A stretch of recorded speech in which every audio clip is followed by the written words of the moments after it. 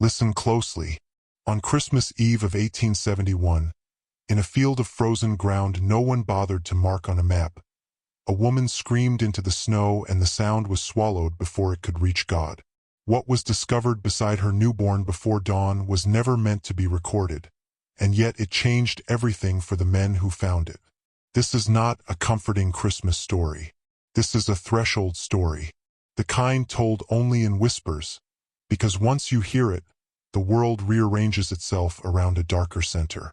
The official records say the war was over. They say slavery had ended 6 years earlier. They say the nation was healing. But history is a curated performance, and the truth lives in the margins where names are misspelled, dates are vague, and human beings are reduced to property through other words. In 1871, in parts of the American South, enslavement did not disappear. It evolved. It learned to hide behind contracts, debts, vagrancy laws, and winter nights cold enough to erase evidence. She had no recorded name. That alone should tell you something. She belonged to a system that did not require her to be remembered, only used. Bound by debt she never agreed to, working land she would never own. Watched by men who had learned that power does not need chains when fear is sufficient. When the pains began, there was no midwife summoned, no doctor, no witness who intended to testify. Christmas Eve was convenient. Snow covers footprints. Hymns cover screams. She walked away from the quarters because instinct told her to. Predators circle the weak, and she knew this world too well to give birth where eyes were waiting. She collapsed near a split rail fence, the wood frozen, the ground like iron. Alone, bleeding, fighting not just for life, but for meaning in a world that denied she had any. And sometime before morning, she delivered a child into the snow. This is where the story fractures because what should have happened next did not follow the script men in power rely on. When they found her, barely alive, they also found something beside the baby. Something wrapped, deliberately placed, as if meant to be seen. As if meant to accuse. The men who stood over that scene would later agree on one thing, even as they disagreed on everything else. It felt like a warning. And warnings, in systems built on control, are the most dangerous things of all. Stay with me. You are not here by accident. By sunrise, the snow around her had turned a muted gray, trampled by boots that did not rush to help. They circled first. Men always circle when they sense a disruption in the order they rely on. Foreman, a deputy, a landowner whose name appears clean in ledgers but not in memory. None of them knelt immediately. None of them touched the child. Because beside the baby was not just blood and afterbirth. It was an object that did not belong there, and yet belonged everywhere this system had spread. A small iron collar, broken clean through at the hinge, its locking pin snapped as if struck with intent. Not rusted, not old, recent, purposeful, placed. This is what the reports never explained. Why an enslaved woman officially freed, legally employed, practically owned would carry the symbol of bondage with her into labor. Why she would bring proof to the moment of creation. Why she would not discard it like so many others had been forced to do, swallowing their rage to survive. Men who build power structures understand symbols better than they admit. That collar threatened something deeper than legality. It threatened narrative. Because if bondage still existed, then freedom had been a lie told for 6 years straight. And lies only work as long as no one holds them up to the light. The baby was alive. That complicated things further. Dead infants are tragedies. Living ones become evidence. They wrapped the child quickly. One man ordered the collar kicked into the snow, but another stopped him. Not out of mercy, out of calculation. They argued in low voices about responsibility, about witnesses, about who would be blamed if this reached a courthouse that pretended not to see. The woman watched with half-open eyes, absorbing every word. She had planned this. Not the pain, not the cold, but the moment. You see, systems of control depend on silence at the point of suffering. She had reversed that. She had dragged the truth into the open at the most inconvenient hour of the year, when morality pretends to exist. They carried her back, but the snow had already done its work. Tracks led everywhere. The fence line pointed toward land owned by someone powerful. Someone who had used collars after they were abolished. Someone whose ledger balanced because human lives were never entered correctly. By nightfall, stories were already changing. By the next morning, the collar was gone. But the men who saw it never slept the same again. Because power is not threatened by rebellion. It is threatened by remembrance. What followed was not justice. It was containment. The woman survived 3 days. Long enough to be questioned. Not gently. Not officially. She spoke little. Whether from weakness or discipline, no one could say. But when she did speak, she never begged. She named places. She named practices. She did not name names because she understood something most never do. Systems punish whistleblowers faster than criminals. The baby was taken for care. That phrase appears often in historical documents when something unspeakable occurs.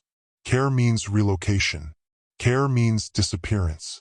Care means the erasure of lineage so the future cannot trace the crime backward. Local authorities dismissed the collar as old property, an artifact with no current relevance.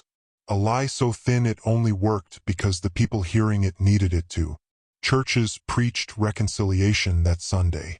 Forgiveness without restitution. Peace without truth. Control wrapped in scripture. And here is where the deeper mechanism reveals itself. This was not about one woman. It was about continuity. After emancipation, the architecture of domination simply changed materials. Iron became paper. Chains became clauses. Overseers became sheriffs. Plantations became farms. But the psychological blueprint remained intact. Keep people indebted. Keep them watched. Keep them afraid of vanishing children. The woman understood that. That is why the collar mattered. It was not just proof of enslavement, it was proof of intent. Someone had chosen to continue. Someone had refused to stop. In the months that followed, no investigation reached a courtroom. But something else happened. Labor contracts quietly shifted. Certain men lost influence. Not publicly, subtly. Power hates exposure, even partial. And then there were the rumors. Men began claiming the child would not stop crying at night, wherever it had been taken. That animals reacted strangely near the fence line where the birth occurred. That the snow there melted differently every winter. These stories sound primitive, but do not dismiss them. Myth is how suppressed communities preserve truth when records are denied to them. The woman's body was buried without a marker. But stories do not require gravestones. If you are listening carefully, you can see the pattern forming. This was not an isolated cruelty. It was a stress fracture in a system pretending to be healed. A moment when the old machinery slipped and revealed its gears. And those gears are still turning. Now pause here because this is the midpoint, and what you do next matters more than you think. If you understand that history is not past, that systems learn and adapt, I want you to comment the phrase, "I see the pattern" twice.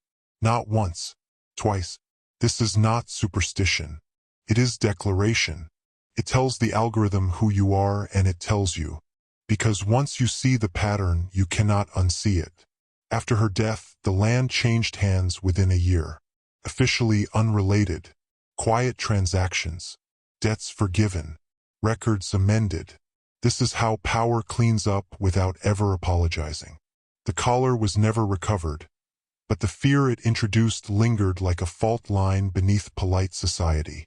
Men began policing their cruelty more carefully, not reducing it, concealing it, teaching the next generation how to dominate without leaving symbols behind. This is where modern control systems are born, not in law books, but in lessons whispered between fathers and sons. The baby's fate remains uncertain, which is itself revealing. When archives fall silent around a person, it is rarely accidental. That child represented continuity, proof that bloodlines outlast oppression. that survival is the one thing domination cannot tolerate. And here is the forbidden truth few will say aloud. The most dangerous resistance is not violent. It is reproductive. It is memory carried forward in flesh. That is why institutions interfere with family formation, why they separate children, why they regulate birth, labor, and inheritance, control the future, and the past becomes irrelevant. That woman, bleeding in the snow, understood that instinctively.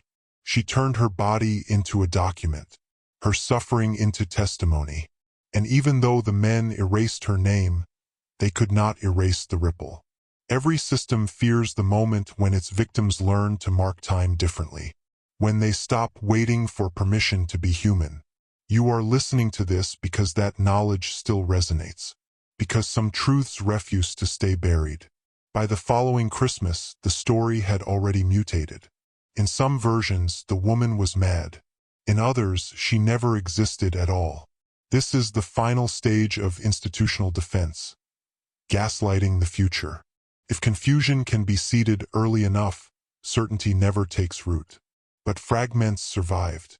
A mention in a church ledger that does not align with burial records. A property dispute citing unseasonable disturbances. A letter from a traveling preacher referencing a child born under accusation. These are not coincidences. They are shrapnel from a truth explosion officials thought they had contained.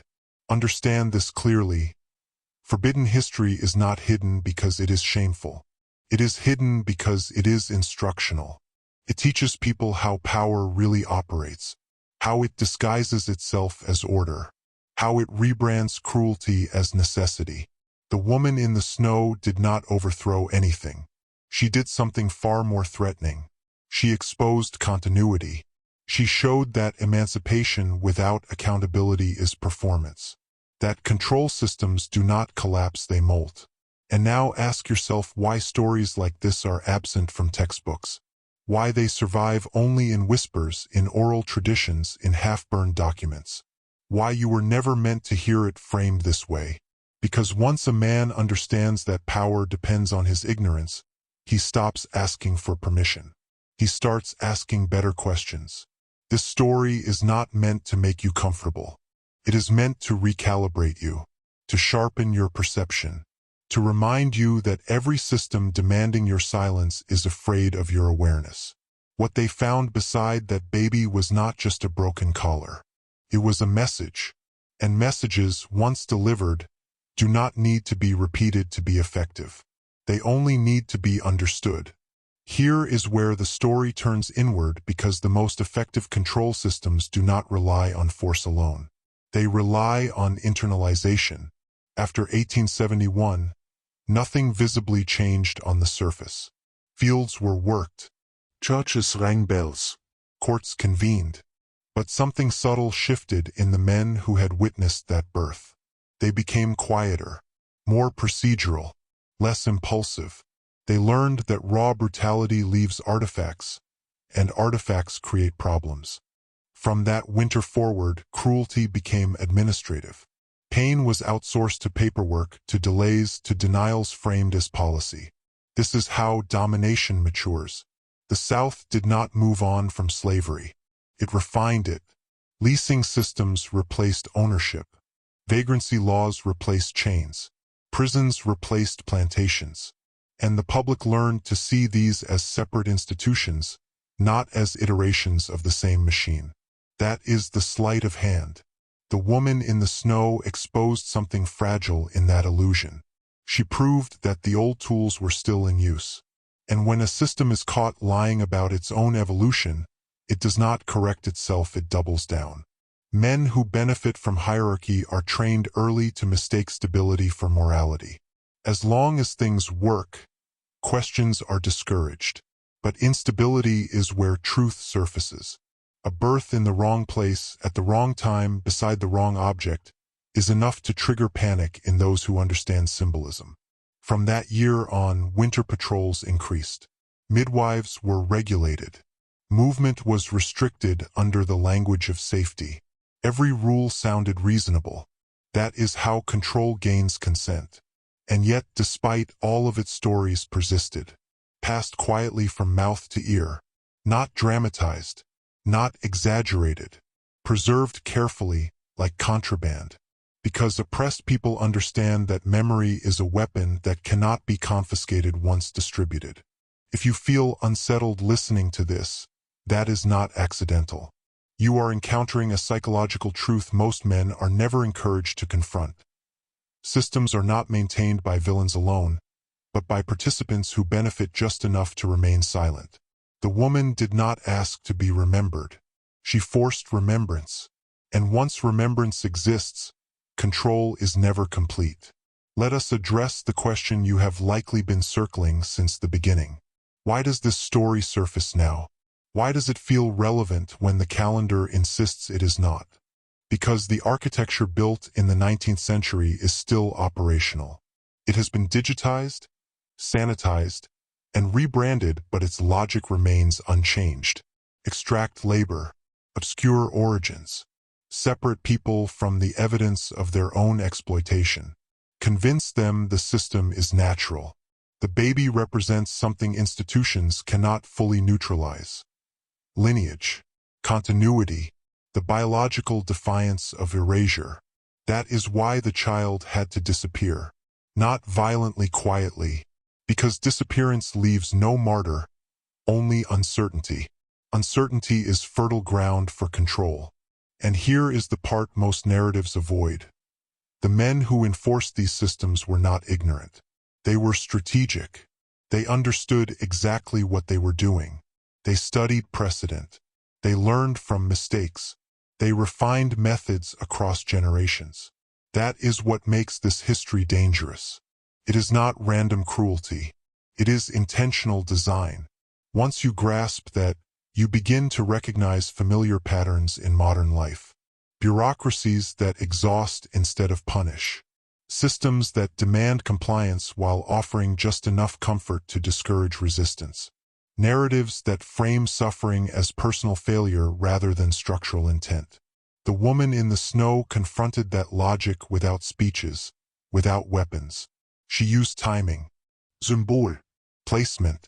She forced witnesses into a moral dilemma they could not fully erase. And now you are a witness too. The question is not what happened to the baby. The question is why you were never meant to ask. Because asking destabilizes assumptions. And assumptions are the load-bearing walls of control. This is not about guilt. It is about clarity. Clarity is the beginning of self-mastery. And self-mastery is what every extractive system fears most. We end where the system hopes you will not linger with responsibility. Not responsibility for the past. Responsibility for perception.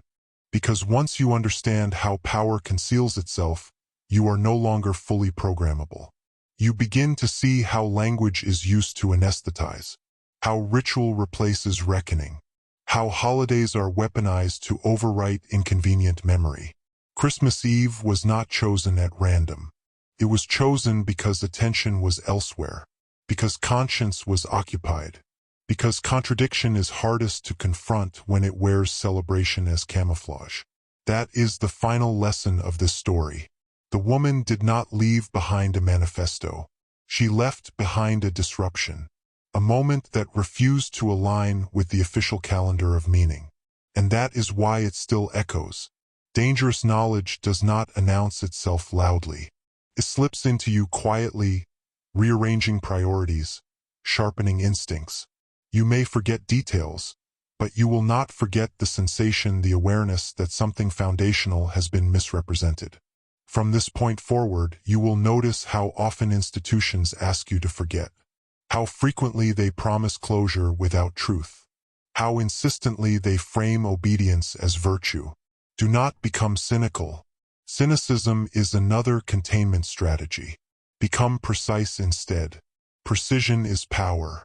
This story was not meant to comfort you. It was meant to initiate you into a deeper literacy, the ability to read systems, not just events. To recognize when history is being edited in real time. What they found beside that baby was evidence.